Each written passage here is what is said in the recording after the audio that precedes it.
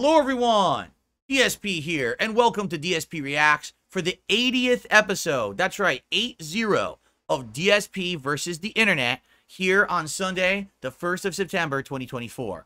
Very excited because, as you know, this is my Clips Variety show where members have submitted clips over the course of the week of various different topics. It's usually such a big variety all over the place. It's a super fun show. I really enjoy doing it. I hope that you guys will enjoy it as much as I do. And we usually start with the Ultra Member videos. What these are videos that are submitted by the highest tier of supporters of this channel. They're guaranteed to get their videos watched, and they get to submit 4 a month, once a week. So it's a great value. For 20 bucks a month, you get to submit 4 videos that will be shown on the show. Please consider it. And then after we're done with the Ultra Member, we get over to the submissions tier, which is everyone in a randomized playlist has an equal chance to be watched. So we'll see what people have in store for today, all right? Now, obviously, this is going to be a gratuitous plug, but this week, I'm putting a ton of content out on this channel. My documentary by June the King is coming out tomorrow on June the King's YouTube channel in the morning. And so every night this week, I'm going to be reacting to it here live on the DSP Reacts channel. I hope you'll come by and hang out with me and give it a look. Obviously, it's going to be some pretty interesting content to go through my 16-year storied history as a YouTuber, but also my past as a Street Fighter player and all of that. It's going to be pretty wild, all right? So that's going on this week. Extra content for the channel. I hope that you'll check it out. Fair enough? All right. One final thing. I just said this to the live audience. Be careful when you submit clips for this show. I cannot watch clips that are either flagged as adults only or children only, because those clips severely limit the visibility of a stream or video, and so the stream might get shut down. We might have issues with monetization. Please be careful about that, all right? Okay, without further ado, it is time for us to watch some videos. First video, The Myth of the Self-Made Billionaire. Interesting. Let's see what this is about from an Ultra member. Here we go. This episode and others like it are made possible by the generous support of my patrons on Patreon. If you'd like to help support this channel and get... Please let me know how it sounds. If it sounds too loud or too low, I can adjust on the fly. Please let me know in the chat. Early access to every video, consider becoming a patron at patreon.com/secondthought. Big news on Rihanna, the superstar singer and entrepreneur gaining a new title, Billionaire. Chief business correspondent Rebecca Jarvis joins us with more on the talented... Because, you know, I'm sure she came from nothing, and she literally did it all herself with absolutely no assists whatsoever from anyone who had money, prominence, fame, or power. It was all her, right? Media mogul's incredible journey. Good morning, Rebecca. Good morning, Robin. Yeah, this is a great story, a fun one. Women entrepreneurs and founders, business leaders, they are moguls, they are creating businesses, they are disrupting industries, and Rihanna is among them. She can now add billionaire to the top of her titles list. Here in the United States, we'll often hear stories like these. It's no secret that Americans love to hear about billionaires. You'll find them everywhere. They're on the news, have their own TV shows, movies, and even make their way into elected office. Specifically, we consistently give massive audiences to self-made billionaires. The people who, unlike the aristocrats and monarchs of yore, didn't simply inherit their wealth. In this episode, we're talking about the obsession with so-called self-made billionaires, how misleading that term can be, and everything wrong with the myth of the self-made person. At the heart of every favorable depiction of a billionaire is this idea that they have earned their success and their wealth. The most compelling stories are those of billionaires who, through sheer hard work and grit, so we're told, have conquered the American dream and made a better life for themselves, those around them, and our society as a whole. We are aware that, like, the original idea of the self-made billionaire was Bill Gates, and Bill Gates literally stole the idea from Windows from another company, right? It's, like, documented. It's a factual story. It's not like, oh, it's a myth. No, he actually was working for a company, and he saw the idea, and he stole it, and he ran and made Windows with the idea another company was already using. And then he became a billionaire. But it's like, oh, but he's such a good person because he gives away all his money to these foundations and all of that. It doesn't forgive the fact that literally the money he's made was stolen from someone else, you know? And I'm interested, how many of these stories will he go into in detail of, like, yeah, they're rich now, but how did they actually get their money, right? But there are a number of reasons this is simply incorrect. We'll get to exactly how this idea is wrong in a second. But first, we should talk about why the myth of self-made billionaires is such a problem. For starters, vanishingly few people ever become billionaires. In the US, it's around 600 people, or 0.0002% of the population. Perversely, however, the myth of the self-made billionaire tries to trick you into believing that anybody, yes, even you, dear viewer, could one day be just like them. After all, if they can do it, so can you. You already know how they attempt to sell this falsehood. It's always so incredibly simple. They tell you they started from nothing, that they were once just like you. They too had a 9-to-5 job that they hated. They too had trouble paying their bills. But instead of complaining, they just worked harder. And eventually, after 100-hour work weeks, they were able to lift themselves up by their bootstraps and just look at them now. That's all it takes, because we all know the reason that we're never going to get to that level is because we're a bunch of lazy schlubs. We refuse to work, right? That's totally what it is. Here's where the problems start. If they can successfully convince you that 1, they have earned their wealth, and 2, that you can do it too, they can use those 2 assumptions to convince you of some far more nefarious things. For starters, they can convince you to act against your own self-interest, and the interest of the vast majority of Americans. The most obvious example of this is making it seem like it would be better for everyone if billionaires paid less in taxes. If we just got the government out of the way of these people who have proven to us that they are visionaries, that they alone know how to manage money. To be clear, the ultra-rich already have a good way of avoiding taxes. You can see exactly how they do it in our video, How Billionaires Pay Less in Taxes Than You. Which we didn't watch that video, we watched someone else's video, and essentially what it is that all their money is in investments and assets, and they don't get taxed on that. They can only get taxed when they take money out of it. So they just leave their money invested in things forever, and then because that's considered part of their wealth, they borrow money to pay for everything, so they literally never get taxed on their income, ever. As long as they don't ever, like, sell off shit, they just own everything.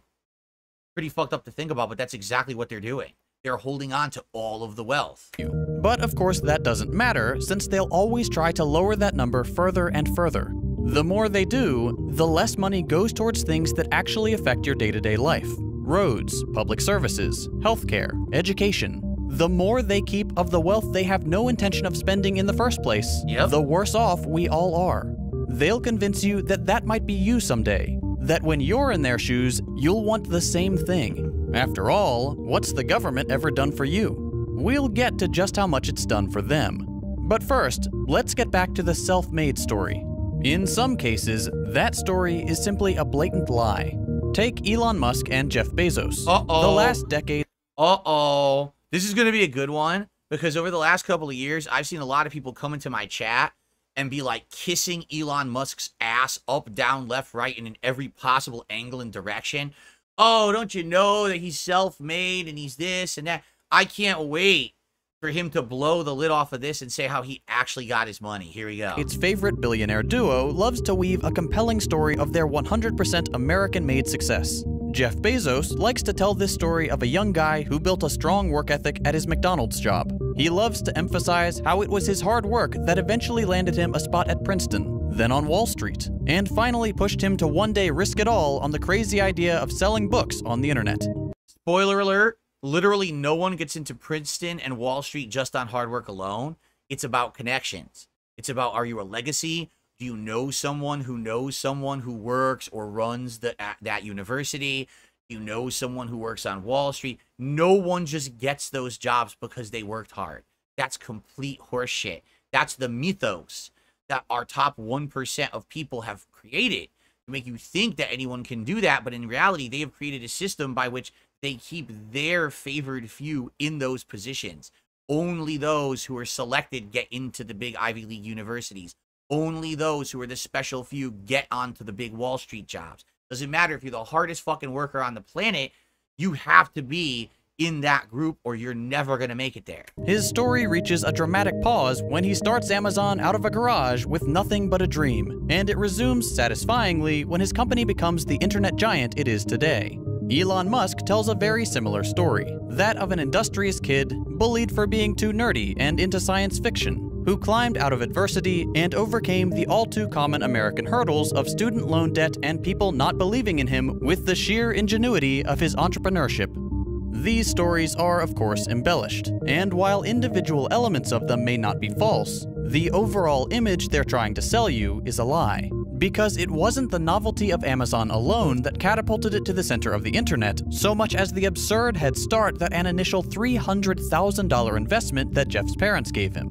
Oh, that's a little funny. Oh, isn't that a little funny? That he had $300,000 to start the business, and then he was able to do it? That he didn't just magically come up with the funds to invest? Oh, a little special little addendum there that no one talks about. And although Musk likes to play up his version of the everyman story too, his family is most infamously known for his father's ownership of a lucrative emerald mine and role as a property developer in apartheid South Africa. These people didn't start from nothing. It wasn't just hard work. Billionaires never get there alone. They get there in any combination of three ways. 1. Family wealth and privilege. 2. Labor exploitation, and 3, government help. I was actually going to say there is a fourth, all right? We do have to be fair here. There is a fourth, and the fourth is luck, all right? Absolute luck. There are people out there who just get fucking lucky, right place, right time, right combination of factors, and they become filthy rich because of it. And you have to call that out. There is still a chance to have the like crazy over-the-top dream of being a billionaire. It's just that you're 1 in a zillion to actually hit it without help. That's very, very true.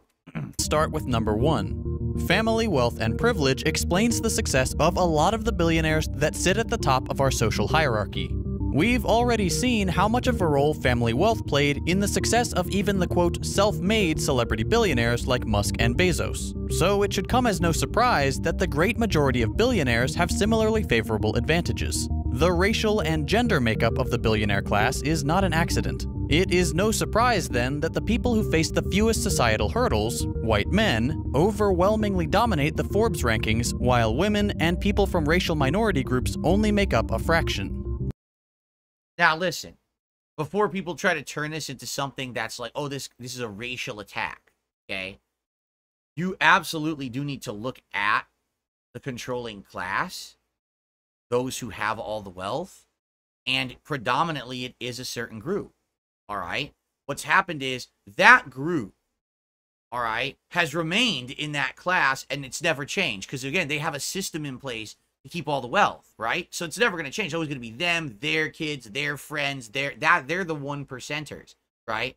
What's happened is, underneath that 1%er group, everything else, the makeup of the country of the United States and even the world has changed. It's become more diverse. It's become more variety, correct? Everywhere you look now, there's all these different cultures melding and everything together. But remember, they are a controlling class. They don't want anything to change because they like it how it is. They want to hold on to all of that wealth. So they're just going to sit there and not let it change. Why? Of course, it's all white males. White males were always in charge. They were in charge of Europe, right? They were the controlling class early on in America. So they're the ones who are staying in that level, okay? And some people will be like, oh, well, it's a racial thing. I don't think it's a racial thing. It's just a history thing. Like, they were the ones in charge. They want to stay in charge. They've set up the system so they are in charge, and they're still in charge.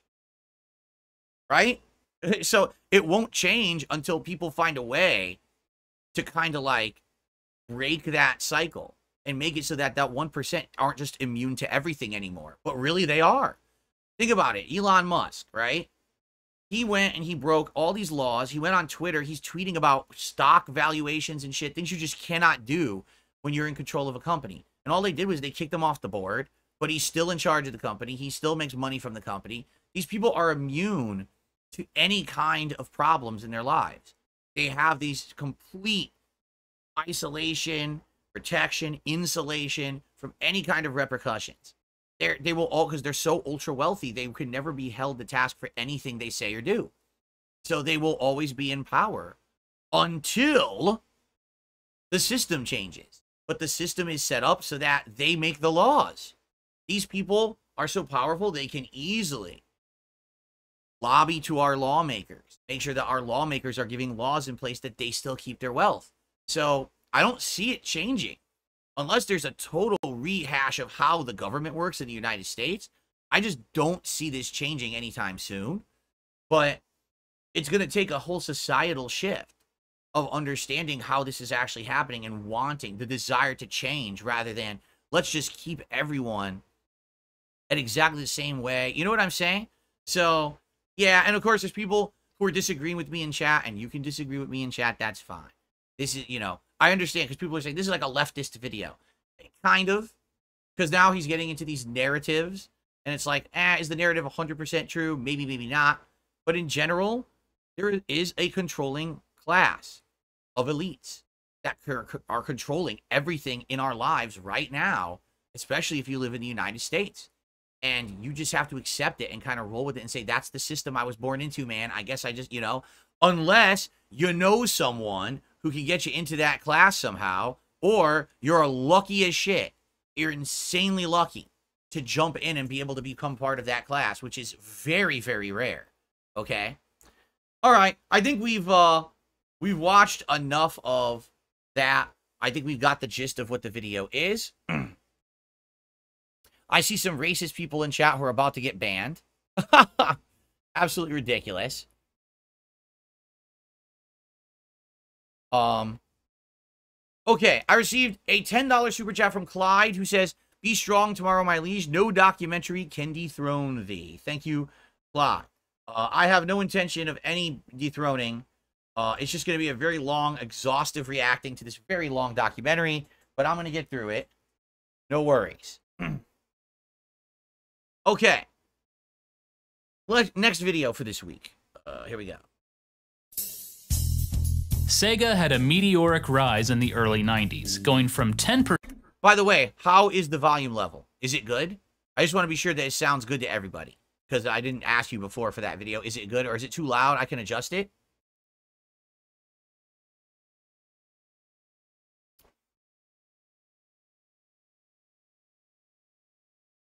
Are we good? No one's answering. Well, if no one's answering, I'm just going to play the video. % market share to over 50%. But by the early 2000s, they had abandoned the hardware business and became strictly a software company. By the way, I'm just going to say this. If you guys don't know, because many of you are newcomers to my content, I am not politically left or right. I basically go with what I feel is correct in each situation, and I'll be honest, sometimes I do think that things on the right are correct. Sometimes I think things on the left are correct. Sometimes I think neither of them are correct. You know, it depends on the situation. So those people who are tuning in and they're like, oh, it sounds like Phil's a leftist. I'm not, but I'm just telling you like it is from my perspective and my experience in life. You know, I'm not going to sugarcoat shit. I'm not going to lie. I'm not going to try to kiss butt to one side or the other, because I know there's people out there who want me to kiss butt to one side or the other to play it off, to get that bag. But that's not me. You know what I'm saying? That's never going to be me. But allow me to just say this. Please understand that you can live life agreeing to disagree on issues and not hating people for it. You know what I'm saying? Like, I don't see eye to eye with Keemstar on a lot of stuff, for sure. But we had a fun conversation and we got through it and we're good now, right? That's what I mean. Like, you can agree to disagree with people and still respect them, even if you don't have the same political, religious, whatever beliefs. And that's the way that I choose to live my life, is to be more reasonable about stuff than to just be angry at everyone all the time. You know what I'm saying? I'm okay with that. So I hope that you respect that. You know what I'm saying? I don't want people to be sitting here and saying shit like, oh, well, you see, Phil's a leftist now because he said that in the video. No, not at all. Yeah, I do not want Kamala Harris for president. I also don't want Donald Trump for president. I don't think either candidate is good. Okay? But that's my take. You can disagree, you know, but for me, I'm not going to sit here and have people say stuff like that, because it's not true. All right? It's just not. All right? Just everyone cool down. Everyone be cool with each other, and we're going to be all right. It's okay to have this kind of discourse if at the end of the day we can say, okay, we talked about it, and now we can move on and have fun again, right? That's what life is all about. Not, oh, I disagree with you. Okay, you're my enemy forever. I hate you. What? What kind of way to go through life is that? Okay, now let's find out about Sega's 3 biggest mistakes. So, what happened? There are a lot of reasons Sega fell so fast. It grew too big too quickly. There were constant disagreements between Sega of Japan and Sega of America, which Sega 32X. Sega and Nintendo Yeah. both saw tremendous financial and critical success with their 16-bit consoles. But with success came pressure. That pressure heated up in 1993 when Atari released the Jaguar, a 64-bit console. Atari's powerful new console sent a strong message, one that Sega took seriously. Sega of Japan was ready for the next. Which I didn't have to because the Jaguar flopped and was terrible and didn't have many or any good games, so it didn't really need to care about that. But Sega was reacting to everyone in the 90s as an enemy or a competition, so they just kept pumping out like different add-ons and peripherals for their consoles. I don't know why. It didn't really work. Here we go. Next big thing. Sega of America, by contrast, wasn't exactly rushing to put out a new console. The Genesis was still doing well in North America. But Sega of Japan was in charge. So in January of 1994, they pitched Sega of America an idea for a 32-bit Genesis, which would double the colors of a traditional Genesis at a lower price point. Sega of America's head of research and development, Joe Miller, pushed hard against the idea. According to former Sega of America executive Hey, look, you can actually read the subtitles now. What a novel concept, huh? Okay. producer Michael Latham, Miller said, "Oh, that's just a horrible idea. If all you're going to do is enhance the system, you should make it an add-on. If it's a new system with legitimate new software, great. But if the only thing it does is double the colors..." For what it's worth, Miller doesn't recall being quite that blunt. He also credits the idea for an add-on to Sega CEO Hayao Nakayama. Regardless, the group agreed to move forward with an add-on for the 1994 holiday season. Under tight time constraints, a Sega of America group, led by Joe Miller and overseen by Sega of Japan, rushed to create the new add-on. Meanwhile, Sega of Japan was quietly developing their own 32-bit system, which would eventually become the Sega Saturn.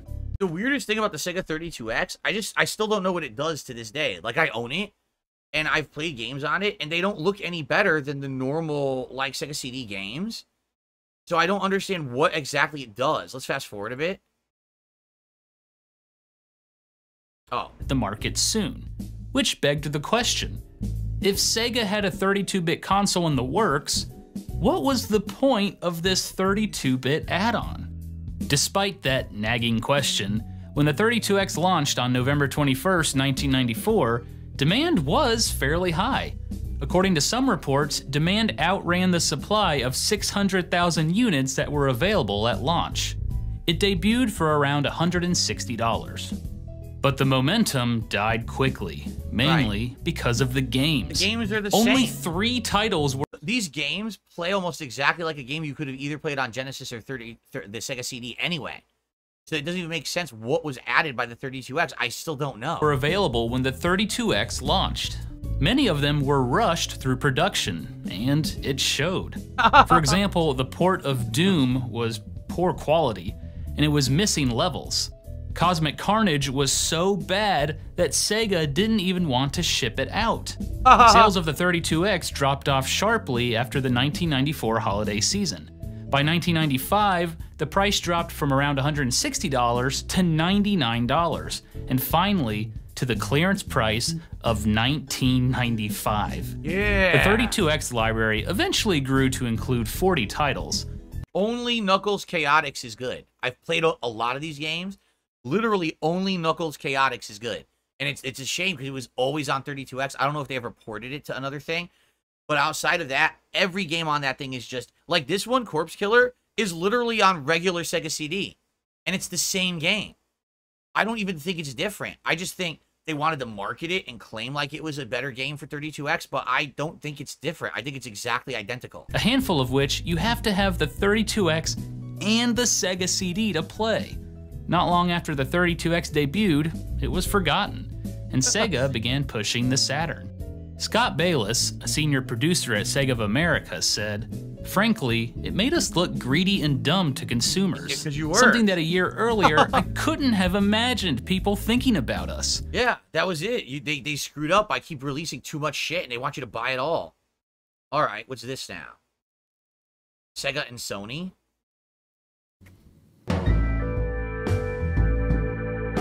Canceled Sega Sony console. Yeah, but Nintendo did the same thing. In my video on Nintendo's 3 biggest mistakes, I ranked Nintendo's failed partnership with Sony at number 1. Because when Nintendo canceled the partnership, Sony went on to make the PlayStation themselves, and the PlayStation blew everything else out of the water at the time. But Sega made a very similar mistake. To recap Nintendo's misstep, Sony and Nintendo made plans to develop a CD add-on for the Super Nintendo. But at the last minute, Nintendo changed their mind and decided to work with rival company Philips instead. It completely humiliated Sony. It also led to an embarrassing use of Nintendo characters on the Philips CDI console. Yeah. So What do you mean Sony embarrassing? pitched Great. their console idea to Nintendo's rival, Sega.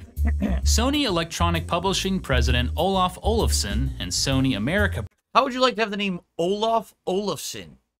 How did that happen? Like if your last name is Olofsson, right? Would you name your kid Olaf? Like my last name is Burnell. Would I name my like Burn Burnell or Bernie Burnell? No. I would not name my son Burn or Bernie Burnell. That's stupid. Olaf Olofsson, the poor guy. President Mickey Schulhoff met with Sega of America president Tom Kalinske. According to Kalinske, they said, "Tom, we really don't like Nintendo. You don't like Nintendo. We have this little studio down in Santa Monica working on video games, and we don't know what to do with it. We'd like Sega's help in training our guys, and we think the optical disc will be the best format." Kalinske agreed, and the two companies began working closely. They invested in 2 developers working on CD games, ImageSoft and Digital Pictures. Why Digital Pictures? There's not a single good Digital Pictures game. They're all made by the same like studio, and they're all bad. Like they're friggin' so terrible, those games. Corpse Killer, the stupid Slam City, which is the basketball game, the Supreme Warrior game, like they're all awful. Why did they invest all this money in Digital Pictures? It's so weird. Digital Pictures There you go, would Night later Trap. release the infamous Night Trap. Eventually, stupid. engineers from Sega and Sony began working together on specifications for a CD-based video game console. The idea was then pitched to Ken Kutaragi of Sony of Japan, the man behind Sony's PlayStation project. According to Tom Kalinske, he said that it was great, and as we all lose money on hardware, let's jointly market a single system, the Sega Sony hardware system, and whatever loss that we make, we split that loss. It was an exciting opportunity for both parties, but Tom Kalinske still had one final roadblock: Sega of Japan. When it was pitched to Sega of Japan, they turned it down. They said, "That's a stupid idea. Sony doesn't know how to make hardware. They don't know how to make software either. Why would we want to do this?" Wow. Since Nintendo and Sega rejected them, Sony decided to go solo. And there you go. And there's the PlayStation. All right, so what's their third failure? The surprise Sega Saturn launch. Okay, let's find out about that. On November 22nd, 1994, Sega launched their brand new 32-bit console, the Sega Saturn, in Japan. Initial sales were good. Sega sold 500,000 systems in the first month, thanks in large part to the popularity of the launch title, Virtua Fighter. The North American launch was set for the following year, in September of 1995. A massive $50 million advertising campaign was prepared to show off the Saturn. Sega of America wanted to appeal to an older crowd and show off the raw power of the system. But Sega of Japan president Hayao Nakayama grew nervous. The Sony PlayStation was slowly beginning to outsell the Sega Saturn in Japan, despite the Saturn launching 2 weeks earlier. Nakayama ordered Sega of America president Tom Kalinske to launch the system in May, 4 months ahead of schedule. Kalinske warned Nakayama that having a surprise launch could jeopardize the system's success in North America. but Nakayama refused to budge. On May 11th, 1995, at the inaugural E3 Expo in Los Angeles. No lie, that's what E3 used to be. It used to be a bunch of dancing girls and booth babes and bullshit. That's what E3 was at one point. It's, what the fuck is this? Tom Kalinske previewed the Sega Saturn and several software titles. At the end of his presentation, he announced the Sega Saturn was available immediately at several large retailers, including Toys R Us and Software Etc. The cost? $399. Woo! The announcement surprised everyone. But at the next presentation, Sony delivered one of the most iconic and savage moments in video game history. After discussing their new PlayStation console and the technical details, Sony Electronic Publishing President Olaf Olofsson called up Sony Computer Entertainment of America President Steve Race to give a brief presentation. Race had a lengthy speech prepared, but at the last minute, he ditched it. Race went up to the podium and uttered one word. $299.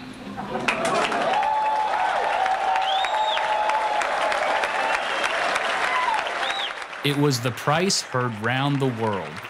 Sega's launch of the Saturn looks a little different than E3 used to look recently, right? With big giant stage and everything. It was just a bunch of guys in suits standing at a podium talking like it's a business presentation, right? may have surprised everyone, but that surprise eventually led to anger. Many consumers who were saving money for the Sega Saturn weren't ready to make the purchase. Right. The promise of 20 launch titles shrunk down to 6. And they're all terrible. Take a look. Pebble Beach Golf, Worldwide Soccer, Daytona is a good game. I don't know what the hell Clockwork Knight even is. Looks terrible. Virtua Fighter is probably the roughest looking 3D fighter ever, and Panzer Dragoon is okay. So it's not even a good launch lineup there. That's a terrible launch lineup. Only big retailers received shipments of the Sega Saturn, which angered the smaller retailers. KB Toys refused to carry the Sega Saturn as a result. Even developers were annoyed. The surprise launch threw development schedules completely out of whack. The Sega Saturn didn't launch with a single third-party game. It was also notoriously difficult to program games for the system. Even Sega's own Yu Suzuki stated, "I think that only 1 out of 100 programmers are good enough to properly program the Saturn." Wow. With limited supply and a hefty price tag, Sega's 4-month head start resulted in about 80,000 units sold. Wow. When the Sony PlayStation finally launched in September of 1995, it sold 100,000 units in 2 days. It was $100 cheaper than the Saturn and had a great variety of launch titles. Said Tom Kalinske, "All right, we don't have to watch any more of that. That is a big mistake." I honestly am surprised he did not say the Sega Dreamcast basically having no level of copy protection at a time when the internet was becoming prominent for file sharing, because that was the downfall of the Dreamcast. Everyone bought the Dreamcast. You could go online and you could find every Dreamcast game ROM for free, burn it to a CD, and play all the games. You literally never had to buy a game for Dreamcast ever. They were all just prominently available, and they never stopped. Like, it never got taken down. You could just do it forever. So no one ever bought Dreamcast games. They just bought the console and ripped everything off. So, all right, anyway. Thanks for the beginning, a great beginning, to DSP versus the Internet. I hope you guys are enjoying. Remember, if you want to be part of the fun, please become a member today, and I'll see you all in part 2. All right, cool. We're going to get to part 2. I just want to